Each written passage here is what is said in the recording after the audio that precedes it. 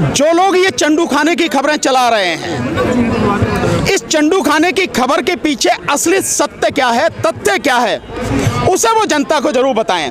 क्या जितने भी ये ट्रक ड्राइवर्स हैं या जितने भी ड्राइवर्स हैं, इस देश में तो हर तीसरा व्यक्ति ड्राइवर है, जो ड्राइवर्स हैं क्या उन्होंने कोई एक मीटिंग करके एक रेजोल्यूशन पास किया है और उन्होंने वो अधिकार दिया है उन मालिकों को, उन संस्थाओं को कि तुम जाके हमारे बिहाफ पे सरकार से जो है बात करो? नहीं है ना।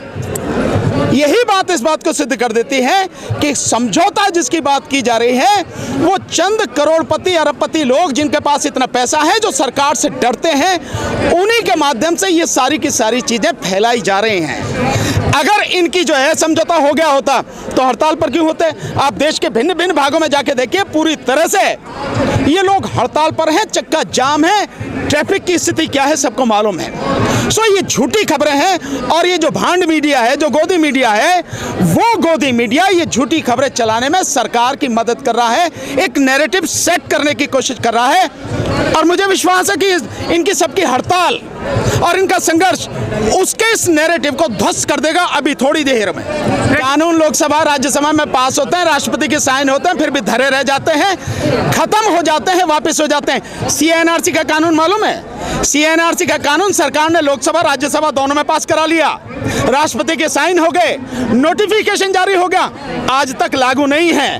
वही सीएनआरसी का कानून जिसमें हम रात दिन पहले दिन से लेकर आखिरी दिन तक लगातार साथ रहे। कि मैंने कल प्रेस कॉन्फ्रेंस करी थी और इस विषय में मैंने बाकायदा इन ट्रक ड्राइवर्स या ड्राइवर्स की जो हड़ताल है उसको मैंने पूरी तरह से समर्थन दिया है। और मैंने उनको उसी प्रेस कॉन्फ्रेंस में कहा है कि इनको जो भी कानूनी सलाह, कानूनी मदद चाहिए, हम फ्री ऑफ कॉस्ट इनको देंगे, इनको प्रोवाइड कराएंगे। क्योंकि इनके साथ जो ये होना जा रहा है, ये इस कानून के बाद में जिस तरह से उनको सताया जाएगा, जिस तरह से उन पर अत्याचार किया जाएगा, जिस तरह से उनको लूटा जाएगा और बेवजह उनको बंद किया जाएगा और उसके बाद उनके परिवार की जो तबाही होगी, उस सब को देखते हुए हम इनके साथ में, और इनका आंदोलन बिल्कुल सही है, इनकी लड़ाई बिल्कुल सही है। रही है मदान या जितने भी जिस तरह के लोग हैं या जितनी भी संस्थाएं हैं, इन सभी ड्राइवर्स की जिम्मेदारी है कि जितने भी लोग इनके बिहाफ पर इनको बेचने की कोशिश कर रहे हैं और सरकार की गुलामी कर रहे हैं, सरकार के साथ समझौता करने की बात कर रहे हैं, उन सभी के खिलाफ भी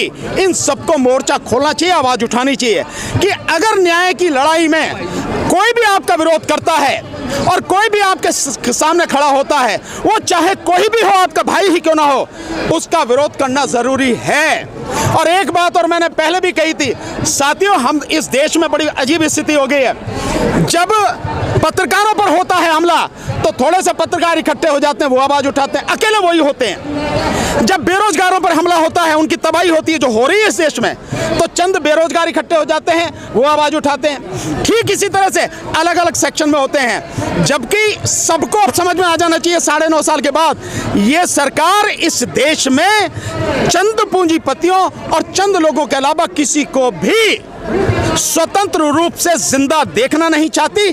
देश के 99% लोगों की गर्दन पर हाथ पैर रखकर ये हुकूमत करना चाहती है।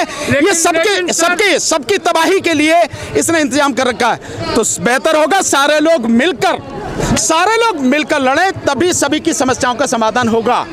केवल ड्राइवर ही नहीं, किसान भी। 13 फरवरी को किसान आने वाले हैं, कल फैसला हो चुका है, कल घोषणा हो चुकी है कि 13 फरवरी को दिल्ली आ रहे हैं किसान, और इसके बाद में और भी जो लोग हैं वो भी लगातार, और 6 जनवरी को ही 2 दिन बाद इसी जंतर मंतर पर हम भी ईवीएम के खिलाफ आंदोलन कर रहे हैं। तो साथियों, सभी को मिलकर करना पड़ेगा। हम आपका साथ दें, आप हमारा साथ दो, और मिलकर एक ताकत बने, तभी इस सरकार के अत्याचार से मुक्ति मिल सके। फिर बनाया काहे के लिए है?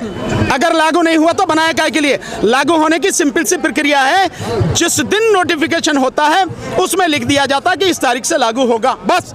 तो जब अपने आप पास करा लिया, राष्ट्रपति के साइन भी या तो हो गए होंगे या हो जाएंगे, लागू करने में कितनी देर है?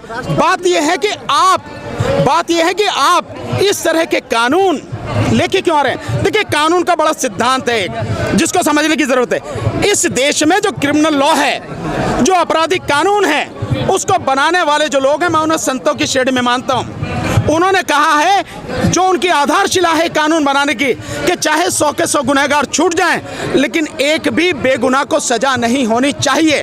और दूसरा सिद्धांत, जब तक सिद्ध नहीं हो जाए तब तक हर व्यक्ति निर्दोष है। ये कानून जिस आधार पर बनता है। लेकिन ये सरकार जिस तरह से बना रही है, ये ट्रांसपोर्ट के मामले में जो कानून बना है, इससे पहले बनाया ना सरकार ने कि 1000 रुपए का जो फाइन था 10,000 कर दिया, और जितने हुए उसमें लूट के अलावा क्या हुआ? कोई उसमें सुधार हुआ क्या? लूट ही लूट हुई। अभी ये जो कानून है, इसमें जबरदस्त तरीके से पुलिस वाले, इनके ट्रांसपोर्ट डिपार्टमेंट के लोग, आरटीओ वगैरह, ये लूट ही करेंगे, इसके अलावा कुछ नहीं करेंगे। डीएम समझा रहे थे सर, तो डीएम को हमने वीडियो देखकर कह रहे हैं कि औकात क्या है तुम्हारे ड्राइवरों की। उस डीएम को कहना कि तेरी नहीं, तेरे जिसके उसमें जो घमंड में तू ये बात बोल रहा है। इस देश में जनता के सामने न प्रधानमंत्री की, न राष्ट्रपति की, न किसी की औकात नहीं है, और डीएम की तो औकात ही क्या है। भानु जी, कुछ दो महत्वपूर्ण सवाल हैं। इस देश में एक सर्वाधिक लोकप्रिय दुनिया के नेता हैं जो इस देश की अगुवाई कर रहे हैं। इस देश में दो कानूनों का जिक्र जरूरी है। कृषि कानून आया, उस कृषि कानून में किसी कृषि विशेषज्ञ की सलाह नहीं ली गई, किसी किसान संगठन की सलाह नहीं ली गई। एक आईटी पार्क बनाने वाला, सॉफ्टवेयर डेवलप करने वाला एनआरआई अमेरिका में बैठकर वो सलाह देकर के कृषि कानून बनवाया। एक कानून आया अब ये ड्राइवरों को लेकर के, जो भी देश भर के ड्राइवर हैं, वो चाहे हम लोग भी हैं, कार गाड़ी अपनी चला रहे हैं। एक्सपर्टों के एक ऐसा नेता इस देश को मिला है जो हर चीज का एक्सपर्ट है। वो कलाकार है, चित्रकार है, गीतकार है, वैज्ञानिक है, सब कुछ वही है। ये ऐसे कानून बना करके इस देश को कहाँ ले जा रहे हैं ये लोग? देखिए, देश को ये पूरी तरह से गर्क में ले जा रहे हैं, ये देश को तबाही की तरफ ले जा रहे हैं। मैं आपकी उस बात से सहमत नहीं हूं कि दुनिया में प्रसिद्ध बहुत बड़ा नेता है जो आज देश की अगुवाई कर रहा है। आज की तारीख में आप सर्वे करा लीजिए, उस व्यक्ति को इस देश के 3% लोग पसंद नहीं करते हैं। 3% जिसकी आप बात करें कि सब पसंद करते हैं। 97% लोग इस देश में मोदी को किसी हालत में चाहते नहीं हैं, लेकिन हुकूमत उसके हाथ में है। हुकूमत का दुरुपयोग करके वो सारी चीजें कर रहे हैं, और मोदी जी ये सोच के बैठे हैं, अहम ब्रह्मास्मि, मैं ही ब्रह्म हूं, मैं जो कर दूं सही है। और आपने सही कहा कि वो मान के बैठे हैं कि मैं ही सर्वज्ञानी हूं। हालांकि गृह मंत्री और प्रधानमंत्री दोनों के दोनों अनपढ़ आदमी हैं, पर वो देश देखिए पढ़ा लिखा अगर होता तो वो व्यक्ति सोच समझ के कानून बनाता, वो व्यक्ति कानूनी जानकारों से सलाह लेकर कानून बनाता। जिस फील्ड में आप कानून बना रहे हैं, उस फील्ड के लोगों से सलाह लेकर बैठक करके तब कानून बनाता। ऐसा नहीं किया, न तो कृषि कानूनों में, न इन कानूनों में, किसी भी कानून में प्रधानमंत्री वो करते नहीं हैं। तो वो अपने आप को समझ बैठे हैं, और ये सोच न केवल गलत है, बल्कि इस देश को, देश की तमाम जनता को तबाह करने वाली सोच है, जिसका विरोध इस देश के हर व्यक्ति को सड़क पर आकर करना पड़ेगा। सबसे बढ़िया काम करना चाहिए, मोदी जी इस्तीफा देकर घर जाएं और इस देश में बैलेट पेपर से चुनाव कराएं 2024 लोकसभा के।